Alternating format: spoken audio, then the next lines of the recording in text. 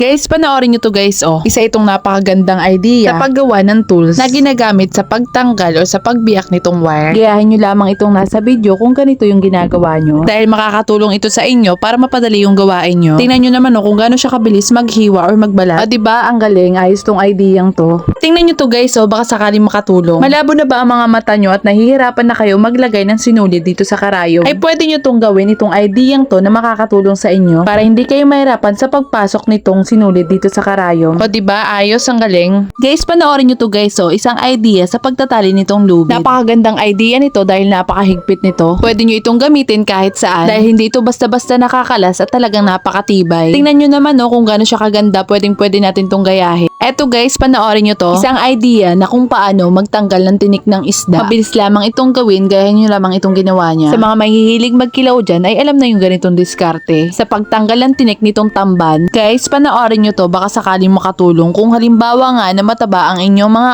okra katulad nito, ay pwede po natin itong gawing 5 sanga. Nang sa ganun nga po ay mas marami siyang bunga na maibibigay sa atin. Makalipas nga po ang 10 araw sa pagputol nun, ay tanggalin naman po natin itong matatandang dahon. Nang sa ganun nga po ay walang kaagaw ang mga sanga nito sa vitamin na nakukuha dito sa puno ng okra. Pagkatapos nga po nun ay makakapag-focus na ito sa pagtaas, sa paglago at sa pagbubunga. Napakagandang idea naman ito sa pag-grafting. Ginamit niya itong walang laman na buko. Pwede natin itong gayahin itong ideyang to sa pag-grafting ng puno para gawing bonsai. O diba, ayos din to, ang galing. Ito pala ang mabilis na paraan sa pagtanggal nitong dumi ng hipon. Gamit lamang itong gunting. Ikakat mo lang itong ulo niya. At sa ganyang paraan nga ay madali mo na lamang matatanggal itong kinain at bituka niya. Panoorin nyo to guys baka sakaling makatulong. Kung halimbawa nga na nasa taas ka at marami kang gamit na gustong ibaba, ay ganitong idea nga po ang magandang gawin sa pagtatali. Ang tawag nga po dito sa taling ito ay self-releasing. Dahil kapag nasa baba na ang bagay, ay hindi mo na kailangan pa ng tao na magkakalas ng lubid. Dahil ang kakailanganin mo lang gawin ay i-shake-shake mo lang ito at kusa na siyang matatanggal